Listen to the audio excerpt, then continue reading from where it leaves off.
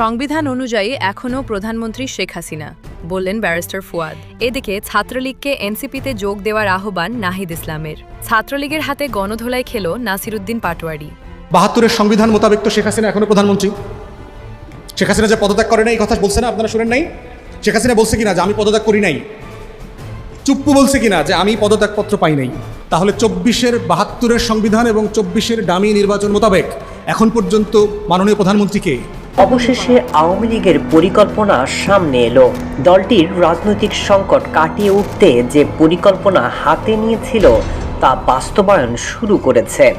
Even কি ছাত্রলীগ হোক, তার সাবেক পরিচয় এটা আমাদের কাছে মুখ্য নয়।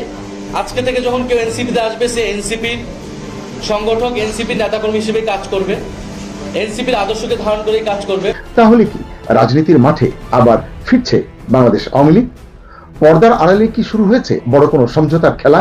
আওয়ামী লীগ এবং ছাত্রলীগ কি তাহলে এনসিপির দয়ায় রাজনীতি করবে? আমরা যেমনটি দেখছি নাসিরুদ্দিন পাটোয়ারির গাড়ির সামনে কিন্তু বিএনপির স্লোগান, ভুয়া ভুয়া করে স্লোগান দিচ্ছে, আপনারা দেখছেন।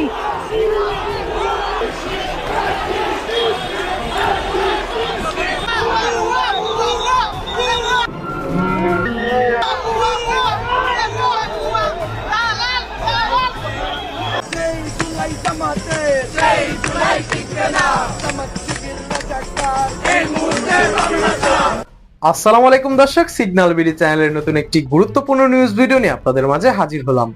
প্রিয় দর্শক, বাংলাদেশের বর্তমান রাজনৈতিক প্রেক্ষাপট জানতে যারা এই ভিডিওটিতে ক্লিক করেছেন তাদের সবাইকে বলবো আপনারা ধৈর্য সহকারে পুরো ভিডিওটি দেখতে থাকুন, কারণ এই ভিডিওটিতে এমন কিছু তথ্য শেয়ার করা হয়েছে যা জানলে আপনারা অবাক হবেন। প্রিয় দর্শক, ইতিমধ্যে আপনারা অনেকগুলো ভিডিওর অংশ বিশেষ দেখে নিয়েছেন এবং আশা করি দেখেই বুঝতে পেরেছেন আজকের ভিডিওটি কতটি গুরুত্বপূর্ণ এবং আকর্ষণীয় হতে চলেছে। এখনো যারা আমাদের চ্যানেলটি সাবস্ক্রাইব করেননি তাদের সবাইকে বলবো আমাদের চ্যানেলটি সাবস্ক্রাইব করে পাশে থাকা বেল আইকনটা অন করে দিবেন, আর যারা ইতিমধ্যে সাবস্ক্রাইব করেছেন তাদেরকে অসংখ্য ধন্যবাদ। তো প্রিয় দর্শক, চলুন আর কথা বলবো না, একটি লাইক দিয়ে মূল ভিডিওতে যাওয়া যাক। ৭২-এর সংবিধান মোতাবেক তো শেখ হাসিনা এখনো প্রধানমন্ত্রী। শেখ হাসিনা যে পদত্যাগ করে নাই এই কথা বলছে না, আপনারা শুনেন নাই? শেখ হাসিনা বলছে কিনা যে আমি পদত্যাগ করি নাই? চুপ্পু বলছে কিনা যে আমি পদত্যাগপত্র পাই নাই? বলছে? তাহলে যিনি পদত্যাগ করেছেন আর যিনি যার কাছে পদত্যাগপত্র দেওয়া হয়েছে দুজনই বলেছেন না, আমরা এটা পাই নাই, আমি করি নাই। তাহলে ৭২-এর সংবিধান এবং ২৪-এর ডামি নির্বাচন মোতাবেক এখন পর্যন্ত মাননীয় প্রধানমন্ত্রীকে, তাহলে আপনারা কারা?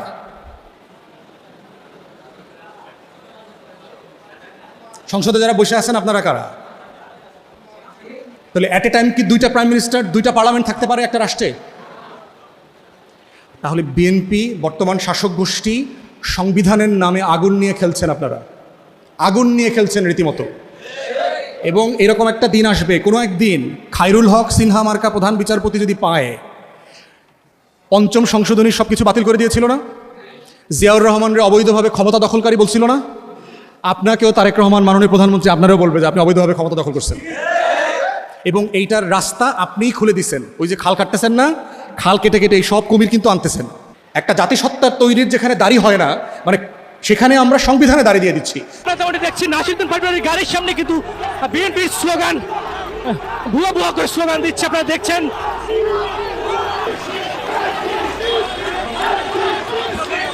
আপনারা দেখছেন এখান থেকে বের হচ্ছে নাসিরুদ্দিন পাটোয়ারির গাড়ি, সেখানে সেটির সামনেই কিন্তু আমরা দেখছি ধানের শীষ স্লোগান দিচ্ছে বিএনপির কর্মীরা। আপনাদেরকে দেখানোর চেষ্টা করছি, এই মুহূর্তে দেখছেন দৈনিক ইনকিলাবে, যেমনটি দেখছেন নাসিরুদ্দিন পাটোয়ারির আগেও কিন্তু রেলওয়ে কলোনিতে অবরুদ্ধ হয়েছিল। আমরা যেমনটি দেখছি যে নাসিরুদ্দিন পাটোয়ারির গাড়ি যখন এখান থেকে বের হওয়ার কথা তখন কিন্তু বিএনপির যে লোকজন রয়েছে তারা কিন্তু এখানে স্লোগান দিচ্ছে। অন্য পাশে কিন্তু আমরা যেমনটি দেখছি শাপলা করি এনসিপির লোকজনে স্লোগান দিচ্ছে এবং এই পাশে কিন্তু বিএনপির লোকজনের স্লোগান দিচ্ছে। একটি উত্তপ্ত পরিস্থিতি এখানে সৃষ্টি হয়েছে। আপনাদেরকে দেখানোর চেষ্টা করছি দৈনিক ইনকিলাবে, যেমনটি দেখছেন যে একদিকে স্লোগান দিচ্ছে শাপলাকলির, আর একদিকে স্লোগান হচ্ছে বিএনপির পক্ষে, ধানের শীষের পক্ষে। যেমনটি দেখছেন এর আগেও কিন্তু রেলওয়ে কলোনিতে কিন্তু নাসিরুদ্দিন পাটোয়ারি হামলা, তাকে অবরোধ রাখার অভিযোগ পাওয়া যাচ্ছে।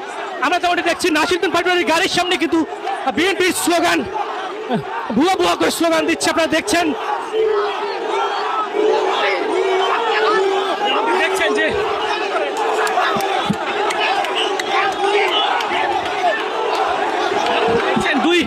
দুই পক্ষের সমর্থকরা কিন্তু উত্তপ্ত বাক্য বিনিময় হচ্ছে, কেউ ভুয়ো ভুয়ো স্লোগান দিচ্ছে, যেমনটি দেখানোর চেষ্টা করছি দৈনিক ইনকিলাবের লাইভে যেমনটি দেখছেন এই মুহূর্তে, যেমনটি দেখানোর চেষ্টা করছি যে আপনারা দেখছেন নাসিরউদ্দিন পাটোয়ারির গাড়ি বহর যখন বেরোচ্ছে তখন কিন্তু বিএনপি কর্মীরা ভুয়ো ভুয়ো স্লোগান দিচ্ছে, এবং এদিকে নাসিরউদ্দিন পাটোয়ারির কর্মীরাও তাদেরকে উদ্দেশ্য করে বিভিন্ন স্লোগান দিচ্ছে।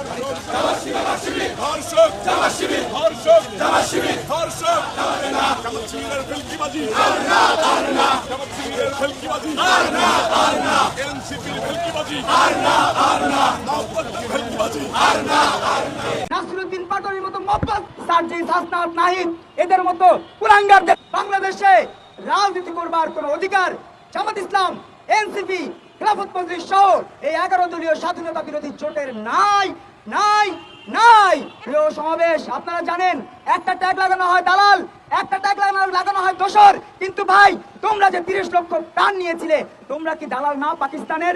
তোমরা কি দোসর না পাকিস্তানের? 30 লক্ষ প্রাণ তোমরা কেড়ে নিয়েছো, 2 লক্ষ মা বোনের সম্ভ্রম কেড়ে নিয়েছো। তোমরা সংসদে গিয়ে বলছো তোমরা জুলাই করেছো, জুলাইয়ের কাছে নাকি 71 কিছু না। প্রিয় বন্ধুরা আমার, যখন বলে জুলাইয়ের কাছে কিছু 71 কিছু না, তখন গায়ে তখন দাঁড়িয়ে যায়, তখন গায়ে হিম প্রবাহ হয়ে যায়, গায়ে রক্ত গরম হয়ে যায়। বিভিন্ন সময় বিভিন্ন ভাবে তাদের বক্তব্য শুনতে শুনতে এটাই প্রমাণিত হয়েছে যে জুলাই ছিল তাদের একটা ষড়যন্ত্র, যে ষড়যন্ত্রের কারণে জামাত আজকে সংসদে, যে ষড়যন্ত্রের কারণে গোলাম পররের মতো মানুষ, এটিএম আজহারের মতো মানুষ, ডাক্তার শফিকের মতো বলাৎকারী, ধর্ষক এবং সমকামী আজ সংসদে। প্রিয় বন্ধুরা আমার, আমরা বলতে চাই বাংলাদেশ বাঁচানোর জন্য আজকে এই 24 মার্চের এই মুহূর্ত থেকে আমরা দাবি জানাচ্ছি, আহ্বান জানাচ্ছি, আসুন 25 মার্চের কালো রাত আসার আগেই আমরা যে যেখানে আছি সবাই স্ব স্ব অবস্থান থেকে আওয়াজ তুলি। যারা এখানে আসতে পারেন তাদের প্রতি উদাত্ত আহ্বান, অনলাইনে অফলাইনে এই কথাগুলো ছড়িয়ে দিন, যাতে করে আমার ভাই, আমার বোন, আমার মা আর মবের শিকার না হয়। নাসিরউদ্দিন পাটোয়ারির মতো মব্বাসদের দ্বারা আর যেন কোনো ভাই হাসপাতালে যেতে বাধ্য না হয়, আর যেন কোনো বরেণ্য মানুষকে অসুস্থ হতে না হয়। আজকে আমরা আহ্বান জানাবো সার্জিস হাসনাত নাহিদ এদের মতো কুলাঙ্গারদের দ্বারা যেন বাংলাদেশ আর অপবিত্র হতে না পারে, সেজন্য সবাইকে ঐক্যবদ্ধ হতে হবে। আমরা নুরু না, আমরা করু না, আমরা নুরুর মতো ধান্দাবাজ না, আমরা ববি আজাদের মতো চাঁদাবাজ না।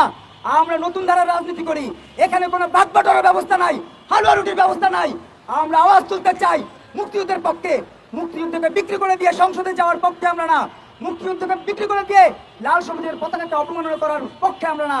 যে কারণে আজকে এই সমাবেশ থেকে গণহত্যাকারী রাজনৈতিক প্ল্যাটফর্মগুলোকে নিষিদ্ধের দাবি যেভাবে জানাচ্ছি, ঠিক তেমনি ভাবে তাদের বিচারেরও আমরা দাবি জানাচ্ছি। সেই সাথে বলাৎকারী ডাক্তার শফিকের মতো মানুষকে দৃষ্টান্তমূলক শাস্তির আওতায় আনবারও আমরা দাবি জানাচ্ছি। গতকাল অর্থাৎ 19 এপ্রিল জাতীয় নাগরিক পার্টি এনসিপির আহ্বায়ক নাহিদ ইসলাম বলেছেন, অপরাধে জড়িত না থাকলে ছাত্রলীগের নেতাকর্মীরাও জাতীয় নাগরিক পার্টি অর্থাৎ এনসিপিতে যোগ দিতে পারবেন। তিনি স্পষ্ট করে বলেছেন, অতীতে কে ছাত্রলীগ করেছেন, কে ছাত্রদল বা ছাত্র শিবির করতেন, এটা এনসিপির কাছে গুরুত্বপূর্ণ নয়। গুরুত্বপূর্ণ হলো এনসিপির আদর্শ মেনে এখন কাজ করা, মানে দলে যোগ দেওয়ার পরে এনসিপির আদর্শ মেনে কাজ করতে হবে। প্রশ্ন উঠছে, এটা কি শুধুই অন্তর্ভুক্তিমূলক রাজনীতির সূচনা হচ্ছে, নাকি নিষিদ্ধ রাজনৈতিক শক্তির জন্য নতুন সেফ করিডোর খোলা হচ্ছে? ইতিমধ্যেই অঞ্চলভেদে অনেকে হয়তো মিশেও গেছেন, আপনারা খেয়াল করে দেখবেন। অনেকে ব্যবসা বাণিজ্য করছেন, ওঠা বসা করছেন, কার সঙ্গে? এখন যারা ক্ষমতার আশেপাশে আছেন তাদের সঙ্গে। কেবল রাজনীতিটা অপ্রকাশ্য হয়ে আছে। জানতে ইচ্ছা করছে, আওয়ামী লীগের রাজনৈতিক ভবিষ্যৎ কি তাহলে বিএনপির অনুগ্রহের উপর নির্ভর করছে, বা এনসিপির অনুগ্রহের উপর নির্ভর করছে, বা জামাতের অনুগ্রহের উপর নির্ভর করছে? আমি আসলে ঠিক বিষয়টাকে এইভাবে ভাবি না বা এইভাবে মনে করি না। আওয়ামী লীগ যদি রাজনীতিতে আবার ফেরে, বিশ্লেষকরাই বলছেন এটি ফিরবে আওয়ামী লীগের তৃণমূলের কর্মীদের জোরেই, তাদের সেই শক্তি আছে। আচ্ছা দেখি, এই যে এনসিপি আহ্বায়ক যে আহ্বান জানিয়েছেন, এটিকে ছাত্রলীগ কিভাবে নিয়েছে বা কিভাবে নিতে পারে। দুটো সম্ভাবনার কথা মনে পড়ছে বা সামনে আসছে। এক হচ্ছে, তারা মানে ছাত্রলীগ, নিষিদ্ধ ঘোষিত ছাত্রলীগ এটাকে অপমান হিসেবে নিতে পারে, দেখতে পারে, এক কান দিয়ে শুনে আরেক কান দিয়ে বের করে দিতে পারে, ভাবতে পারে এনসিপি আমাদের রাজনীতির স্পেস দেবে আর আমরা তারপরে রাজনীতি করব, এরকম একটা ভাবনা তাদের ভিতরে আসতেই পারে, কারণ ছাত্রলীগ একটি ঐতিহ্যবাহী ছাত্র সংগঠন, এখন না হয় নিষিদ্ধ। দুই, আবার একসময় ছাত্রলীগের লুঙ্গির তলে যেরকম শিবির বা অন্য গুপ্তরা ছিল, ছাত্রলীগও একটা অনুকূল সময়ের অপেক্ষায় গুপ্ত হয়ে যেতে পারে কিনা এনসিপির পতাকা তলে, এরকম একটি সম্ভাবনার কথা আছে। এগুলো জাস্ট সম্ভাবনার কথা, আসলে কি হবে কি করবে সেটা ছাত্রলীগই ভালো বলতে পারবে। আমরা যে কথাগুলো সামনে এসছে তার ভিত্তিতে সমস্যাগুলোর কথা আলোচনা করতে পারি। ইতিমধ্যেই অনেক জায়গায় দেখা গেছে রাজনীতিতে সক্রিয় না হলেও তেমন করে সম্পর্ক, ব্যবসা, নেটওয়ার্ক ক্ষমতাসীনদের সঙ্গে অনেক জায়গায় মোটামুটি ঠিকঠাক চলছে। অস্তিত্বের কারণে এটি অনেককে করতে হচ্ছে, হামলা মামলার ভয়ে করতে হচ্ছে, যারা প্রকাশ্যে থাকতে পারছে তারা, আর যারা থাকতে পারছে না তারা তো কিভাবে আছে বুঝাই যায়। এদিকে এনসিপির নাহিদের যে আহ্বান, এই আহ্বানের প্রেক্ষিতে দু একটা আওয়াজ কিন্তু উঠতে শুরু করেছে। গতকালই 19 এপ্রিল বিএনপি নেতা, গণ অধিকার পরিষদের সাধারণ সম্পাদক যিনি ছিলেন রাশেদ খান, তিনি প্রশ্ন তুলেছেন, ছাত্রলীগ যদি এনসিপিতে জায়গা পায় তাহলে আওয়ামী লীগ কেন পুনর্বাসনের সুযোগ পাবে না? প্রশ্নটা সরল কিন্তু গভীর, একই সঙ্গে অত্যন্ত গুরুত্বপূর্ণ প্রশ্ন। রাশেদ খান হয়তো বলেছেন, অন্যরা বলেননি। রাশেদ খান আওয়ামী লীগকে আন্ডারগ্রাউন্ডে না পাঠিয়ে পুনর্বাসনের সুযোগ দেওয়া উচিত বলে মন্তব্য করেছেন। স্বীকার করতে দোষ নেই যে রাশেদ খানের কথায় যুক্তি আছে। অতীতে ছাত্রলীগ করলে এখন যদি এনসিপি করা যায়, মানে করেছে না ছাত্রলীগ করেছে যারা, তারা এখন এনসিপি করে, তাহলে অতীতে যদি কেউ আওয়ামী লীগ করে থাকে তারা কেন এখন রিফাইন্ড আওয়ামী লীগ করতে পারবে না? রিফাইন্ড বললাম এই জন্য যে মূল আওয়ামী লীগ তো নিষিদ্ধ, তো যদি নতুন দলও করে অন্য কোনো দলে না গিয়ে তাহলে রিফাইন্ড আওয়ামী লীগ কেন করতে পারবে না? এই প্রশ্নটি কিন্তু অযৌক্তিক নয়। আবার আওয়ামী লীগের কেউ যদি এনসিপিতে পুনর্বাসিত হয়, কেউ যদি জামাতে হয়, তাহলে রিফাইন্ড আওয়ামী লীগে যেতে পারবে না কেন? নিশ্চয়ই যেতে পারবে বা যেতে পারা উচিত, এতে কারোরই আপত্তি থাকার কথা নয়। ত্রয়োদশ জাতীয় সংসদ নির্বাচনের সময় আপনারা দেখেছেন আওয়ামী লীগের ভোট বিএনপির বাক্সে গেছে, জায়গায় জায়গায় কোথাও জামাতের বাক্সে গেছে, কোথাও এনসিপির বাক্সে গেছে, মানে তাদের প্রার্থীদের অনুকূলে গেছে, কম বা বেশি এটা কিন্তু হয়েছে। রাশেদ খানের কথা এটা স্পষ্ট, ব্যক্তি যদি পরিষ্কার হয়ে নতুন দলে যেতে পারেন তাহলে দল হিসেবে ফিরে আসার পথ বন্ধ থাকবে কেন? মানে ছাত্রলীগ, আওয়ামী লীগ তাদের কেন সক্রিয় হতে বাধা থাকবে, এটি তিনি বলছেন। আমাদের এলাকায় একটি কথা বলা হয় সাধারণত মাঝে মধ্যে প্রসঙ্গক্রমে, সেটা হচ্ছে সোলেমানি ডাক। সোলেমানি ডাকটা হচ্ছে অনেকটা এরকম, এটা রাজনীতির ক্ষেত্রেও চলে, মানে সরাসরি না বলা, মানে একবার বলবে এদিকে বলবে না, আবার এদিকে ডাকবে, ইঙ্গিতে ডাকবে আর সরাসরি না বলবে, এটিকেই সোলেমানি ডাক বলে। তো প্রশ্ন হলো এনসিপির বক্তব্য কি এই সোলেমানি ডাকের মতো, মানে সেরকম কোনো ইঙ্গিত দিচ্ছে কিনা? সুপ্রিয় দর্শক, আপনি এটাও জানতে চাইতে পারেন যে আওয়ামী লীগ এবং ছাত্রলীগ কি তাহলে এনসিপির দয়ায় রাজনীতি করবে? এর উত্তর আমি দিতে পারবো না, এটা সময়ই দিবে এই উত্তর। কারণ এই এনসিপির দাবির মুখেই ছাত্রলীগ নিষিদ্ধ হয়েছে, পরে আওয়ামী লীগও নিষিদ্ধ করা হয়েছে। এখন এনসিপির এই আহ্বানের পেছনে কোনো পরিকল্পনা লুকিয়ে আছে কিনা এটি কিন্তু সাদা চোখে দেখা যাচ্ছে না বা হুট করে বলাও যাবে না। প্রতিপক্ষকে মোকাবিলায় তারা কি মাঠে আওয়ামী লীগের শূন্যতা অনুভব করছে কিনা এটিও আসলে বোঝা যাচ্ছে না, কারণ এনসিপি নানান জায়গায় নানান রকমের চ্যালেঞ্জের মুখোমুখি। তারা এমন মনে করছে কিনা যে মাঠে আওয়ামী লীগ থাকলে হয়তো ভারসাম্যটা হতো, তাদের জন্য সুবিধা হতো, হতেই পারে। আরেকটা ঘটনা দেখুন, এই সময়কার সাবেক স্পিকার শিরিন শারমিন চৌধুরী তিনি গ্রেপ্তার হয়েছিলেন, আবার আমরা দেখলাম 5 দিনের মাথায় তিনি জামিন পেয়েছেন, জামিনে মুক্তিও পেয়েছেন। তাকে রিমান্ডে নেওয়ার আবেদন জানানো হয়েছিল, রিমান্ড অনুমোদন দেননি আদালত, জেলগেট থেকে আরেকটি মামলায় আটকও তাকে করা হয়নি, তিনি মুক্তি পেয়েছেন। তো এতদিন আমরা কি দেখেছি, অহরহ এক মামলায় জামিন দেওয়া হয়েছে, আরেক মামলায় আবার গ্রেফতার করা হয়েছে। তো সেই জায়গাটিতে একটা পরিবর্তন এসেছে, এটি একটি ইতিবাচক পরিবর্তন। এজন্যই বলছি বা অনেকেই বলছেন শিরিন শারমিনের ঘটনায় কি বুঝাতে চাইছে সরকার? এটা কি শুধু আইনি প্রক্রিয়া, মানে স্বচ্ছ নিষ্কলুষ এরকম কিছু, নাকি এটি কোনো রাজনৈতিক সিগন্যাল? তবে যে যাই বলুন না কারণ শিরিন শারমিন চৌধুরীর বিষয়টি কিন্তু ভেরি ইন্টারেস্টিং, এর পেছনের রাজনীতিটা তাই বোঝা দরকার। হয়তো বলবেন যে জামিন পাওয়া একজনের নাগরিক অধিকার, মৌলিক অধিকার, কিন্তু আমি প্রশ্ন করব বা বলবো, যুক্তি দেব, অন্যদের ক্ষেত্রে তো এটা কাজ করেনি। এর আগে আমরা কাজ করতে দেখেছি সাবির হোসেন চৌধুরীর ক্ষেত্রে এবং সাবেক পরিকল্পনা মন্ত্রী আব্দুল মান্নানের ক্ষেত্রে। তারা দুজন সৌভাগ্যবান, নিঃসন্দেহে এটা অন্তর্বর্তী সরকারের সময় হয়েছিল। এর পিছনের রাজনীতি সমীকরণ কি সেটি অন্য হিসাব। এছাড়া রাজনীতির মাঠে যে একটা গুঞ্জন ছিল, তারেক রহমান ভারতের সঙ্গে সমঝোতা করে দেশে ফিরেছেন। বলা হয় ওই সমঝোতায় আওয়ামী লীগের জন্য একটা স্পেস নির্ধারণের শর্ত ছিল। আমরা তো আলোচনা করতে পারি, কেউ তো আমরা এসব মানে শর্তের সাক্ষী নই। এবং আওয়ামী লীগের নেতাদের মুক্তির বিষয় নাকি ছিল, অন্তর্ভুক্তিমূলক রাজনীতির শর্ত কিংবা আরো অনেক শর্ত ছিল। শিরিন শারমিনের জামিনে মুক্তি পাওয়াটা কি সেরকম কোনো শর্ত পূরণের প্রথম ধাপ কিনা বা একটি ধাপ কিনা, এই প্রশ্নটি কিন্তু আসে। তবে যাই বলি, আসলে এই কথাগুলো ধোপে টিকে না আপনি যখনই পাল্টা যুক্তি দেবেন। কেন টিকে না? কারণ সংসদে আওয়ামী লীগকে নিষিদ্ধ করার যে আইন পাশ হয়েছে সেখানে তো বিএনপি এতটুকু কুণ্ঠাবোধ করেনি, তখন তো এইসব শর্ত ফর্ত কাজ করেনি বা মাথায় থাকেনি। আবার কেউ বলেন এটা হলো একটা দোষ কাটানোর প্রক্রিয়া, যাতে জামাত, এনসিপি বা অন্য কোনো দল তারেক রহমানকে প্রশ্নবিদ্ধ করতে না পারে, বলতে না পারে যে আপনি ফ্যাসিস্টকে বা ফেসিবাদী দলকে বা আওয়ামী লীগকে কত বিশেষণ তারা ব্যবহার করে সুযোগ দিয়েছেন অন্যায়ভাবে, এটি যেন না বলতে পারে। হয়তো এরকম হতে পারে, কেউ কেউ এমনও মনে করেন। তবে এটা সত্য, আওয়ামী লীগের অনুকূলে এখন জনমত বাড়ছে প্রতিদিনই, সহানুভূতি বাড়ছে আওয়ামী লীগের প্রতি। যেমন আওয়ামী লীগের কট্টর সমালোচক দেশের প্রথম সারির দৈনিক প্রথম আলো এবার আওয়ামী লীগের প্রতি বেশ সদয় হতে শুরু করেছে বলে মনে হচ্ছে। আওয়ামী লীগ নেতাদের মুক্তির দাবিতে সম্পাদকীয় প্রকাশের মাধ্যমে প্রথম আলোর জোরালো অবস্থান অনেক নতুন ইঙ্গিতই দিচ্ছে বলে মনে করা হচ্ছে। গত 16 এপ্রিল ঢালাও মামলা ন্যায় বিচারের স্বার্থে জামিন নিশ্চিত করুন, এই শিরোনামে একটি সাহসী সম্পাদকীয় প্রকাশ করেছে প্রথম আলো, এবং এই সম্পাদকীয়ের মাধ্যমে আওয়ামী লীগ নেতাদের উপর চলমান আইনি নিপীড়নের বিরুদ্ধে স্পষ্ট অবস্থান নিয়েছে প্রথম আলো। প্রথম আলো লিখেছে, জামিন কোনো দয়া নয়, মৌলিক অধিকার। শুধু শিরিন শারমিন নয়, আওয়ামী লীগের কারাবন্দী অন্য নেতাদের ক্ষেত্রেও এটি নিশ্চিত করতে হবে। কোন ব্যক্তি আদালতে দোষী সাব্যস্ত না হওয়া পর্যন্ত তাকে নির্দোষ হিসেবে গণ্য করার যে চিরন্তন আইনি নীতি, তা বর্তমান রাজনৈতিক প্রেক্ষাপটে আওয়ামী লীগ নেতাদের ক্ষেত্রে ভুলুণ্ঠিত হচ্ছে। পত্রিকাটি দাবি করেছে 2024 সালে জুলাই আগস্টের ঘটনায় যে মামলা হয়েছে, সেই মামলায় অভিযোগের আসলে কোনো ভিত্তি নেই। অনেক মামলায় ঢালাও মামলার কারণে অনেক নিরপরাধ নেতাকর্মী কারাগারে মানবেতর জীবনযাপন করছেন।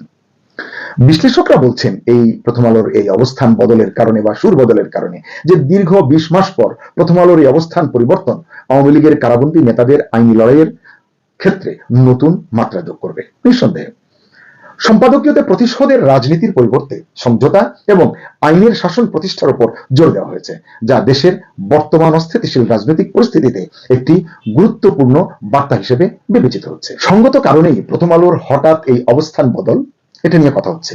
বলা হচ্ছে এটা কি শুধু মানবাধিকার ইস্যু নাকি সময় পরিবর্তনের ইঙ্গিত?